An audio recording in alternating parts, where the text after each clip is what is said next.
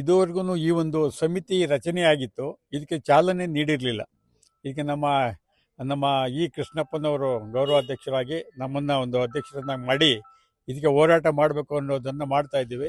ಇದುವರೆಗೂ ಅಷ್ಟು ತೀವ್ರವಾಗಿ ಈ ಒಂದು ಹೋರಾಟವನ್ನು ಮಾಡ್ತಾ ಇರಲಿಲ್ಲ. ಇವತ್ತು ಒಂದು ಈ ಒಂದು ಎಲ್ಲ ಒಂದು ಯಾವುದೇ ಒಂದು ಸಂಘ ಸಂಸ್ಥೆ ಬೆಳಿಬೇಕಾದ್ರೆ ಅದಕ್ಕೆ ಒಂದು ಮೆಂಬರ್ಸ್ ಇರಬೇಕು. ಆ ಮೆಂಬರ್ಸ್ ಅಭಿಯಾನದ ಒಂದು ಕಾರ್ಯಕ್ರಮ ಇವತ್ತಿಂದ ಪ್ರಾರಂಭ ಆಗಿದೆ. ನಾವು 24 ಗಂಟೆನೂ ಸಹ ಎಲ್ಲೇ ಒಂದು ಗಲಾಟೆಗಳಾದ್ರೂ ಈ ಒಂದು ಸಮಸ್ಯೆ ಬಗೆಹರಿಸೋಕ್ಕೆ ನಾವು ಪಣ ತೊಟ್ಟು ನಿಂತಿರ್ತೇವೆ. ಯಾವುದಕ್ಕೂ ಹಿನ್ನಡೆ ಅಂತಕ್ಕಂಥದ್ದೇ ಇಲ್ಲ. ಇವತ್ತಿನಿಂದ ಚಾಲನೆ ಆಗಿದೆ.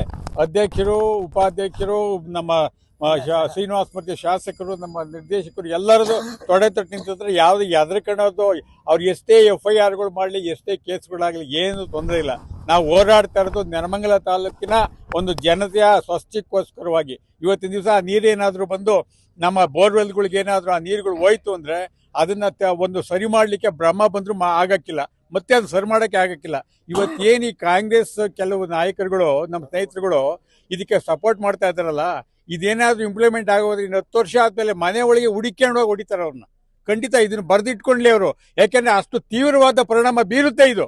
ಈ ನೀರಿನಿಂದ ಒಂದು ಬರಬಾರದ ರೋಗಗಳು ಬಂದು ಜನಗಳು ನರಳ್ತಾ ಇದ್ದಾರಲ್ಲ, ಇದಕ್ಕೆ ಯಾರು ಕಾರಣ ಅಂತ ಹೇಳಿದಾಗ ಅವತ್ತಿನ ದಿವಸ ಇಂಥವರೆಲ್ಲ ಸಪೋರ್ಟ್ ಮಾಡಿರು, ಇವರೆಲ್ಲ ವಿರೋಧ ಮಾಡಿರೋ, ಇವತ್ತು ವಿರೋಧಕ್ಕೂ ಲೆಕ್ಕಿಸದೆ ಇವರು ದುಡ್ಡಿನಾಸಕ್ಕೋಸ್ಕರವಾಗಿ ಇದ್ರು ಮಾಡಿದ್ದಾರೆ ಅಂತ ಹೇಳಿದಾಗ ಮನೆಗೆ ಹೋಗಿ ಹಿಡ್ಕೊಂಡು ಎಳ್ಕೊಂಬಂದು ಹೊಡೆಯೋ ಕಾಲ ಬರುತ್ತೆ. ದಯಮಾಡಿ ನಮ್ಮ ಸ್ನೇಹಿತರುಗಳು ಇದ್ರ ಬಗ್ಗೆ ಅರ್ಥ ಮಾಡ್ಕೊಂಡು ನಾವೇ ವೈಜ್ಞಾನಿಕವಾಗಿ ನೀವು ಇದನ್ನು ಕೊಡಿ, ಅದಕ್ಕೋಸ್ಕರವಾಗಿ ವೈಜ್ಞಾನಿಕವಾಗಿ ಇದು ನೀರು ಉಪಯೋಗಿಸ್ಬೋದು ಅಂತ. ನಮ್ಮ ಯಾವುದೇ ಐತೆ ಇಂಜಿನಿಯರ್ಗಳು ಎಲ್ಲರೂ ಹೇಳಿದ್ದಾರೆ, ಈ ನೀರು ಯಾವುದೇ ಕಾರಣಕ್ಕೂ 3ನೇ ಹಂತದ ಶುದ್ಧೀಕರಣ ಆಗದೆ ಈ ನೀರನ್ನು ಯಾವ ಉಪಯೋಗಿಸಬಾರ್ದು ಅಂತ ಹೇಳಿ ಜಪಾನ್ ಅಂತಾರಾಷ್ಟ್ರೀಯ ಸಂಸ್ಥೆಯವರು, ನಮ್ಮ ಕೇಂದ್ರ ಸರ್ಕಾರದ ಸಂಸ್ಥೆ ಎಲ್ಲವೂ ಸಹ ಯಾವುದೇ ಕಾರಣಕ್ಕೂ 3ನೇ ಹಂತದ ಶುದ್ಧೀಕರಣವಾಗಿ ನೀರನ್ನು ಉಪಯೋಗಿಸಬಾರದು ಅಂತಲೇ ವರದಿಗಳು ಹೇಳಿವೆ. ಆದರೆ ಇದನ್ನ ಎಲ್ಲವನ್ನು ಧಿಕ್ಕರಿಸಿ ಕೇವಲ ಸ್ವಾರ್ಥಕ್ಕೋಸ್ಕರವಾಗಿ ಈ ನೀರನ್ನು ತರ್ತಾ ಇರ್ತದೆ ಸರಿ ಇಲ್ಲ.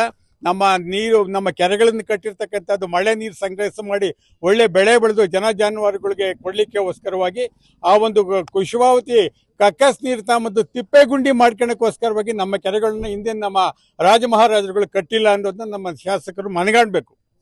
ಈಗ ನಮ್ಮ ತಾಲೂಕಿನ ಸಾಮಾನ್ಯ ಜನಗಳಿಗೆ ಈ ನೀರಿನಿಂದ ಆಗುವ ಒಂದು ಅನಾಹುತದ ಅರಿವಿಲ್ಲ. ಈಗ ನಾವು ಈ ಒಂದು ಯಾವುದೇ ಒಂದು ಸಂಘ ಸಂಸ್ಥೆಗೆ ನಾನು ಒಬ್ಬ ಅದಕ್ಕೆ ಸದಸ್ಯ ಅಂದಾಗ ಒಂದು ಹುಮ್ಮಸ್ ಬರುತ್ತೆ. ನಾವು ಕೇವಲ 100 ರೂಪಾಯಿ ಅಷ್ಟೇ ಸಾಂಕೇತಿಕವಾಗಿ ನಾವು ಇದು ಮಾಡ್ತಾ ಇದ್ದೀವಿ. ಅವ್ರನ್ನ ಮಾಡಿ ಈ ನೀರಿನಿಂದ ಆಗ್ತಕ್ಕಂಥ ಅನಾಹುತಗಳ ಅರಿವನ್ನು ವೈಜ್ಞಾನಿಕ ವರದಿಗಳೊಂದಿಗೆ ಅವರಿಗೆ ಅರಿವು ಮೂಡಿಸಿದಾಗ ಇದರಿಂದ ಇಷ್ಟು ತೊಂದರೆ ಆಗ್ತದೆ, ಹಾಗಾಗಿ ನಾವು ಈ ಹೋರಾಟದಲ್ಲಿ ಭಾಗವಹಿಸಬೇಕು ಅಂತ ಹೇಳಿ ವಾಲಂಟ್ರಿಯಾಗಿ ನಾವು ಪ್ರತಿ ಗ್ರಾಮಕ್ಕೂ ತಂಡವಾಗಿ ಹೋಗಿ ಭೇಟಿ ಕೊಟ್ಟು ಇದರಿಂದ ಆಗುವ ಅನಾಹುತಗಳನ್ನು ಹೇಳಿ ಇನ್ನು ಕೇವಲ 2-3 ತಿಂಗಳೊಳಗಡೆ ಇದು ಬೃಹದಾಕಾರವಾಗಿ ಬೆಳೆಯೋಕ್ಕೆ ನಿಲ್ಲುತ್ತೆ. ಆವಾಗ ನಮ್ಮ ನ್ಯಾಯಾಲಯಕ್ಕೂ ಇದನ್ನು ಕೊಡ್ತೀವಿ. ನ್ಯಾಯಾಲಯ ಕೇಳೋದು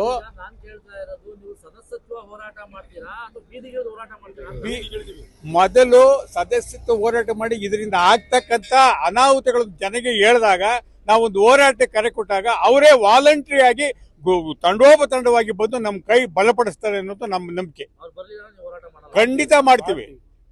ನೀವು ಬರಲ್ಲ ಅಂತ ನೆಗೆಟಿವ್ ವರ್ಡೇ ಹೇಳ್ಬೇಡಿ. ಜನಗಳಿಗೆ ಈ ಒಂದು ಅರಿವು ನಾವು ಮಾಡ್ತು ಅಂದ್ರೆ ಆಟೋಮೆಟಿಕ್ ಆಗಿ ಜನಗಳು ಹುಚ್ಚೆತ್ತು ಬರ್ತಾರೆ ನಮ್ಮ ಹಿಂದೆ. ಈಗಾಗಲೇ ನಮ್ಮ ಹಿಂದೆ ಸಾವಿರಾರು ಜನ ನಮ್ಮ ಹೋರಾಟಕ್ಕೆ ಬೆಂಬಲ ಕೊಟ್ಟಿದ್ದಾರೆ. ಆಯ್ತು, ಮಾಡ್ತೀವಿ. ಇದ್ರ ಬಗ್ಗೆ ಒಂದು ದೊಡ್ಡ ಹೋರಾಟನ ಒಂದು ಬಂದ್ ಮಾಡಕ್ಕೂ ನಾವು ವ್ಯವಸ್ಥೆ ಮಾಡ್ತೀವಿ. ಖಂಡಿತ ಜನ ಬೆಂಬಲ ಸಿಗಲ್ಲ ಅಂತ ಯಾವುದೇ ಕಾರಣಕ್ಕೂ ಹೇಳಕ್ಕಾಗಲ್ಲ. ಸಿಗುತ್ತೆ.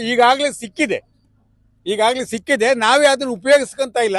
ಇನ್ನು ಮುಂದೆ ನಾವು ಉಪಯೋಗಿಸ್ಕೊಂತೀವಿ. ನಮ್ಮ ಶಾಸಕರಾದ ನಮ್ಮ ಮಾಜಿ ಶಾಸಕರಾದ ಶ್ರೀನಿವಾಸ ಮೂರ್ತಿ ಅವರು, ಹಂಗೆ ನಮ್ಮ ಮಾಜಿ ಶಾಸಕರುಗಳು ಹಾಗೂ ಮುಖಂಡರುಗಳ ಮೂಲಕ ನಮ್ಮ ಬಿಜೆಪಿ ಪಕ್ಷದ ಅಧ್ಯಕ್ಷರಾದ ತಾಲೂಕು ಅಧ್ಯಕ್ಷರಾದ ನಮ್ಮ ಚೌಧರಿ ಇವರು ಮುನ್ನುಗ್ಗಿ ನಾವು ಒಂದು ಹೋರಾಟ ಮಾಡ್ತೀವಿ ಅಂತಕ್ಕಂಥದ್ರಲ್ಲಿ ಈ ಸಂವಿಧಾನ ಹೇಳಕ್ ಬಯಸ್ತೀವಿ. ಹೋರಾಟ ಸಮಿತಿ ಮೇಲೆ ಒಂದು ಆರೋಪ ಇದೆ. ವಿರೋಧ ಪಕ್ಷದಲ್ಲಿ ಕುಂತಿರುವಂತಹ ಜೆಡಿಎಸ್ ಮತ್ತೆ ಬಿಜೆಪಿಯವರಿಗೆ ಈ ಋಷಭಾವತಿ ನೀರು ಸರಿ ಇಲ್ಲ ಅಂತ ನ್ಯಾಯಾಲಯದ ಮೊರೆ ಹೋಗಿ ಇದೇ ತರಲಿಕ್ಕೆ ಅವ್ರ ಕೈಲಿ ಆಗ್ತಾ ಇಲ್ಲ. ರಾಜಕಾರಣ ಮಾಡುವ ಉದ್ದೇಶದಿಂದ ಋಷಭಾವತಿ ಒಂದು ವಿಷಯನ ತಗೊಂಡು ರಾಜಕಾರಣ ಮಾಡ್ತಾ ಇದ್ದಾರೆ ಅಂತ ಆರೋಪ ಇದೆ. ಇದಕ್ಕೇನು ಹೇಳ್ತೀರಾ? ಇಲ್ಲ, ಅದಕ್ಕೆ ಸಂಬಂಧಪಟ್ಟಂತ ಒಂದು ರೆಕಾರ್ಡ್ಗಳನ್ನ ಕಲೆಕ್ಟ್ ಮಾಡೋ ಒಂದು ಇದ್ರ ಬರದಲ್ಲಿದ್ದೀವಿ. ಅದಕ್ಕೂ ನಾವು ನಮ್ಮ ಗೋಪಾಲ್ ಗೌಡ್ರನ್ನು ಭೇಟಿ ಮಾಡಿದ್ದೀವಿ. ಅವರು ಮಾಡಿ ಇದಕ್ಕೆ ಸ್ಟೇ ತಗೊಳ್ಳೋಣ ಅಂತ ಹೇಳ್ಬಿಟ್ಟು ಹೇಳಿದ್ದಾರೆ. ಹೀಗಾಗಿ ಈ ವರದಿಗಳು, ವೈಜ್ಞಾನಿಕ ವರದಿಗಳು ಬೇಕು ನಮಗೆ. ಮುಖ್ಯವಾಗಿ ಕೋರ್ಟಲ್ಲಿ ಕೇಳ್ತಕ್ಕಂಥದ್ದು, ಜನಗಳು ಇವನು ಚೆನ್ನಾಗಿದೆ ಪನ್ನೀರ್ ಇದ್ದಂಗಿದೆ ಅಂತ ಕೋರ್ಟ್ ಕೇಳೋದಿಲ್ಲ.